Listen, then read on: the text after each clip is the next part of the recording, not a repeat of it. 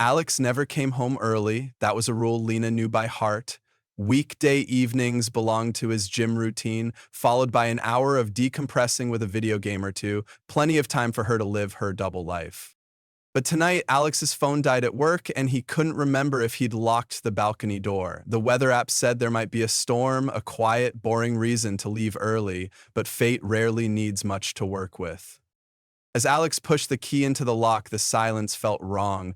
Their sleek apartment, all chrome fixtures and minimalist decor, was usually as sterile as a showroom. Today it smelled like too much vanilla perfume, the kind Lena only wore when she was trying too hard. Then came the noise. A weird, rhythmic creaking from the bedroom closet. Alex froze, heart rate accelerating into his throat. It sounded like someone desperately trying to breathe through a pillow. Oh! Or suppressing a laugh. He set down his backpack silently, creeping toward the bedroom door. It was half open, and through the narrow crack he saw her. Lena, perched on the edge of the bed, disheveled and pink-faced. Her hair was tied up in the messy knot she always claimed was just for him. But she wasn't looking at the door, she was staring at the closet, whispering something. Alex's hand turned the knob. The door swung open to reveal a sweaty, shirtless guy crouched between Alex's suits and Lena's yoga mats. His gym shorts were inside out and his sneaker was missing. Nikita! Alex recognized him from Lena's stories, the friend from the gym who always appeared in the background, flexing for the camera. For 3 long seconds, nobody moved. Then Nikita stumbled out, grabbing his phone from the pile of clothes on the floor. Lena lunged forward, grabbing Alex's arm. "Please," she whispered, panic widening her eyes. "Not my parents. Don't tell them." That's when Alex understood. This wasn't just cheating, this was Lena's perfect daughter mask slipping off. All her stories about how much her parents loved him, how they considered him part of the family, they weren't about love at all. They were about control. Her life was a performance, and her parents were the only audience that truly mattered. Alex felt the anger settle deep in his chest, heavy and slow like wet cement. There wouldn't be a screaming match, no broken dishes or dramatic exits. Lena didn't deserve that much emotion. He gently pried her fingers off his arm. "I won't tell them," he said softly. Relief flooded her face. "Thank you," she whispered. "Thank you." But Alex wasn't finished. "I'll show them instead." Lena's smile froze. Nikita, already halfway to the door, looked back in confusion. Alex took his phone out of his hoodie pocket, tapped the screen to stop the recording, and smiled. "Watch and learn," he said, "how not to live your life." The moment the front door slammed shut behind Nikita, Alex turned off the recording and slid his phone into his pocket. The apartment was silent again, but it wasn't the sterile, comfortable silence Alex once loved. It was the quiet of a crime scene, the aftermath of something irreversible. Lena stood in the middle of the room, still clutching the sheet like it could shield her from the truth. Her mascara had smudged into desperate shadows under her eyes, and Alex could see the calculation working behind her tears, searching for the fastest way to spin this, to make herself the victim. "Let's talk, okay? It's not what you think." She reached for him, but Alex stepped back. "You've already said enough," he replied, voice low and cold. "Now, it's my turn." Without another word, he walked to the closet. Not the bedroom one, the hallway closet, the catch-all space where Lena stashed things she didn't want anyone to see.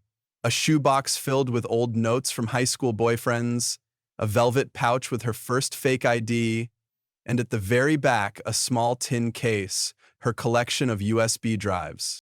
Alex had known about them for months. Lena was messy with her secrets, mistaking Alex's calm demeanor for blind trust.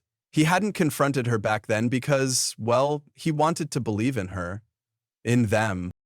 But now those USB drives were treasure, proof, ammunition. He poured them out onto the coffee table, lining them up like evidence tags at a police station. Lena hovered near the door, biting her thumbnail, a habit she only fell into when she felt cornered. "You're acting crazy," she whispered, trying to sound hurt, but landing somewhere between nervous and pissed off. "This is toxic."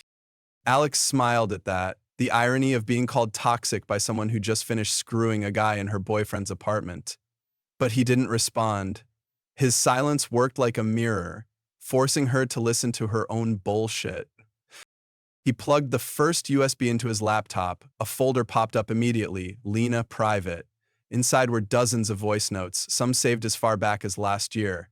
Alex clicked on the most recent one, recorded 3 days ago. Lena's voice filled the room, soft and breathless. Nikita, you're so bad. I can't believe we did that with Alex asleep next door. You almost made me scream. Giggles followed, then a whispered confession. If my parents ever found out, they'd kill me. Alex glanced at Lena. Her face had gone pale, her knuckles white as she gripped the doorframe. Still, she didn't speak. What could she say? The evidence was speaking louder than she ever could. He opened the next USB. This one was mostly photos, grainy, low-light pictures taken in their own bedroom on their own bed. Nikita's ridiculous gym bro tattoos were visible in most of them, proof that couldn't be argued away. What's the endgame here? Lena finally blurted out. You leave me, fine, I deserve that, but why drag my parents into this? What do you even gain? Alex's head tilted slightly. Closure, he said, for me. And clarity for them. Lena's panic exploded into full-blown desperation. No, please, you don't get it. They'll disown me. They'll cut me off completely. You don't understand how strict they are. I'll have nothing. Alex stood up and faced her. Good, he said. Then you'll know how it feels. He spent the next hour compiling everything into a neat, brutal package. A folder labeled, "For Lena's Parents Must Watch" sat on his desktop, ready to be transferred onto the newest USB drive. Alex made sure to include not just the photos and voice notes, but screenshots of every flirty text Lena thought she'd deleted, every "I love sneaking around" message she ever sent to Nikita. The truth wouldn't just come out, it would land with the weight of a falling piano. As Alex sealed the USB in a plain white envelope, he grabbed a Sharpie and scrawled across the front, "Watch and learn how not to live your life." He placed it on the kitchen counter next to Lena's house keys. Where are you going? She asked, voice cracking. To get a fresh start, Alex said, heading for the door. You should try it sometime. Lena collapsed onto the floor, sobbing in a way that felt more performative than sincere. Alex didn't care. Her tears were no longer his problem. He had a delivery to make. The morning sun barely crept over the skyline as Alex stood outside Lena's parents' building, envelope in hand. He hadn't slept. Instead, he spent the night curating the perfect experience, not just evidence, but a full performance. Every damning clip was trimmed to perfection, every message displayed with timestamps, every photo paired with sarcastic captions like, "Your perfect daughter, ladies and gentlemen." He didn't want to just tell the truth, he wanted to burn it into their retinas. The building itself was intimidating in its own way, not because it was fancy, but because of what it represented. Tradition, order, respectability. The kind of place where neighbors judged each other by how loudly their kids laughed in the hallway. Lena's parents had built their lives on appearances. And now, Alex was about to set that foundation on fire. The doorman gave him a nod. Alex had been here plenty of times, always the polite young man Lena's parents adored. If only they knew. He slid the envelope into their mailbox and stood there for a moment, just staring at it. There was no undo button once this started. But then Alex remembered the sound of the closet door creaking open, the whispered, "Please don't tell my parents," the mocking texts Lena had sent Nikita right after. No, there was no turning back. By noon, Alex's phone started buzzing. Unknown number. He smiled. Lena's parents. They never called directly. Everything used to go through Lena. Not anymore. "Hello," he answered, voice perfectly calm. And there was silence, followed by the clipped, trembling voice of Lena's mother. "Alex, what is this?" We received your envelope." "Just a little gift," Alex said. "Figured you deserved to know what your daughter's been up to."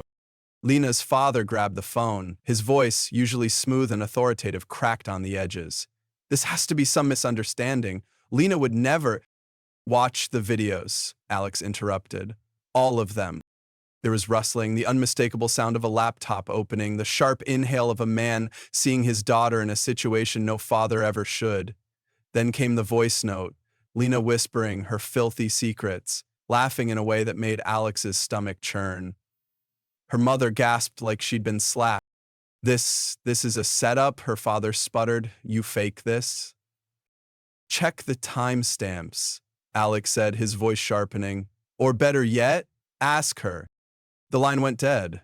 Alex pictured the chaos unraveling inside their tidy apartment, the screaming match, the disbelief, the shattered image of the daughter they thought they knew. Lena had always bragged about being her parents' golden girl. Now, that gold was melting into something ugly and rotten. What Alex didn't expect was how fast the fallout spread. Within an hour, Lena's extended family group chat was on fire. Screenshots of the photos, the ones showing her tangled up with Nikita, started circulating like viral memes. Someone even captioned one, "Our sweet Lena, fitness influencer in more ways than one." By dinner, Alex's phone pinged again, this time from Lena's cousin, a girl he barely knew. "Bro, you broke the family WhatsApp," her message read. "My mom just called your ex a two-faced slut over dinner." It almost felt bad, almost. Meanwhile, Lena was still trying to manage the disaster from her aunt's basement, her new residence, after being unceremoniously kicked out of her parents' house. Her parents didn't just disown her, they confiscated her phone, froze her accounts, and told every relative within a 500-mile radius that she was a disgrace. Alex imagined her sitting on an old futon, staring at the basement's wood-paneled walls, drafting apology letters she knew no one would read. But the real show came that Sunday, family dinner at Lena's parents' house, a mandatory tradition, except this time Lena wasn't invited. Instead, her parents played the USB drive for everyone at the table, aunts, uncles, grandparents, people who still sent holiday cards and crocheted blankets, all watching their beloved Lena parade her secret life on a 55-inch screen. The footage looped twice just to be sure everyone saw every angle. Her uncle Ivan, who had once proudly told Alex that Lena was the pride of our family, turned off the TV and said quietly, "She needs help." Her grandmother crossed herself and whispered something about the devil working through Wi-Fi. The group chat that followed was legendary. Screenshots of the USB's contents were dissected like crime scene evidence. Someone created a meme comparing Nikita's gym selfies to a garden gnome. An older aunt asked if this meant Lena was a prostitute now. Another cousin posted, "RIP to Lena's reputation, 1999-2025. Lena herself tried to call Alex that night 17 times. He didn't answer once. Her final message, left on voicemail at 3:47 a.m., was a slurry mix of tears, begging, and threats. "You ruined my life. You think you're some hero? You're just pathetic. I loved you, you asshole." Alex saved the voicemail, not for revenge, he was done with that now, but because one day he might need a reminder of why he never, ever ignored red flags again. As he stood on his new apartment balcony, fresh keys in his hand, Alex breathed in the crisp night air. No more secrets, no more lies, just silence, real silence, and a future that belonged entirely to him. Behind him, on the coffee table, lay a single envelope, another USB drive inside. This time it was labeled, "For me," so I never forget. It was surreal how quiet life became after the storm. For the first time in months, maybe years, Alex didn't feel like he was tiptoeing around his own relationship, afraid of what he might find if he looked too closely. There was nothing left to uncover. The truth had been dragged into daylight, paraded through the family group chat, and immortalized on a USB drive. But now that the adrenaline had worn off, Alex found himself in a strange void. Revenge had been a plan, an obsession, the fuel that kept him moving forward. Without it, he was just a 24-year-old guy sitting in a half-empty apartment, eating cold pizza and wondering what came next. The new place was smaller, cheaper, and still smelled faintly of paint. It lacked personality. No framed photos, no shared mugs in the kitchen, none of the tiny arguments over where to hang plants. His life had been intertwined with Lena's for so long that even his Spotify playlists felt haunted. Every third song was something they used to play while cooking, or a track she had insisted belonged on their playlist. He thought revenge would feel like victory. Instead, it felt like stepping off a treadmill running at full speed, momentum gone, replaced by silence. His phone was quieter, too. Lena's parents hadn't contacted him since the initial explosion, which was fine. There was nothing left to say. The family had chosen sides, and for once they hadn't blindly defended their daughter. That alone was proof that the evidence had been devastating enough to shatter even blood loyalty. Alex found himself replaying that moment. Lena's dad, always so stern and dignified, watching his daughter's secret life unravel on screen. The sheer disbelief, like someone had slapped him with a brick made of reality. Alex had expected anger. Instead, all he saw was disappointment, the heavy, crushing kind that lingers longer than fury ever could. The hardest part wasn't letting go of Lena. It was letting go of the version of himself he'd built around her. The boyfriend who planned future vacations, imagined their first dog, sketched out IKEA shopping trips in his head. That Alex was dead, buried under the weight of Nikita's sweaty abs and whispered voice notes. To cope, Alex turned back to his old habits, recording everything, but now, instead of surveillance, he filmed his own thoughts. Confessional-style videos never meant for anyone else, where he unraveled his emotions one by one. "I'm not heartbroken," he said into his phone one night sitting on his bare mattress. "I'm embarrassed. I gave her so much power over me, to make me feel valuable, lovable, and she used it to make me the punchline in her private jokes." He paused, breathing through the weight in his chest. "I don't miss her. I miss the version of me that existed before I started doubting everything." What Alex didn't know was that while he was trying to process and rebuild, Lena wasn't sitting quietly in her aunt's basement. Humiliation had scorched her life to the ground, yes, but humiliation has a funny way of mutating into rage when left unchecked. Lena wasn't the type to reflect or take responsibility. That required humility. Instead, she rewrote the narrative in her mind. In her version, Alex wasn't a betrayed boyfriend. He was a controlling psycho who stalked her, hacked her accounts, and blew up her life because he couldn't handle her wanting independence. That's the story she started feeding her friends, the ones who hadn't already blocked her out of sheer secondhand embarrassment. It was easier than admitting the truth, that she'd been reckless, arrogant, and stupid enough to think Alex wouldn't fight back. One drunken night, she even drafted a post for Instagram, a long, tearful caption about escaping a toxic relationship and being digitally abused. But she didn't hit publish. Not yet. Even in her spiral, Lena knew she needed more than self-pity to win people back. She needed revenge of her own. The first step was finding leverage, something she could use to paint Alex as the villain. Digging through her old backups, she found just the thing, an argument they'd had months ago, recorded by accident when Alex had forgotten to stop his obsessive voice memos. It wasn't violent, but Alex's voice was sharp, furious. It was the only time he'd ever raised his voice to her, shouting about loyalty and lies. Out of context, it sounded unhinged. Lena smiled. With the right captions and a few carefully edited clips, she could twist this into a story of control, surveillance, and emotional abuse. The girl who was forced to cheat just to feel free. The perfect TikTok sob story. And so, while Alex was journaling his way to emotional health, Lena was storyboarding her comeback, Victim Edition. The universe, however, loves irony. As Lena was crafting her masterpiece, her cousin, the same one who had gleefully shared her scandalous pictures in the family group chat, leaked even more dirt. Screenshots of messages between Lena and Nikita trashing her own parents, mocking their values, and joking about how easy it was to act perfect around them. Those messages reached her parents before her TikTok could. Lena's plan collapsed before it even launched. Alex, unaware of the latest chapter in Lena's unraveling, stood on his balcony, phone in hand. He recorded one last video, not for revenge, not for proof, just for himself. "You know," he said to the camera, "closure isn't some big dramatic moment, it's just choosing not to care what happens next." He hit save and closed the app, no upload, no audience. For the first time in a long while, Alex was free.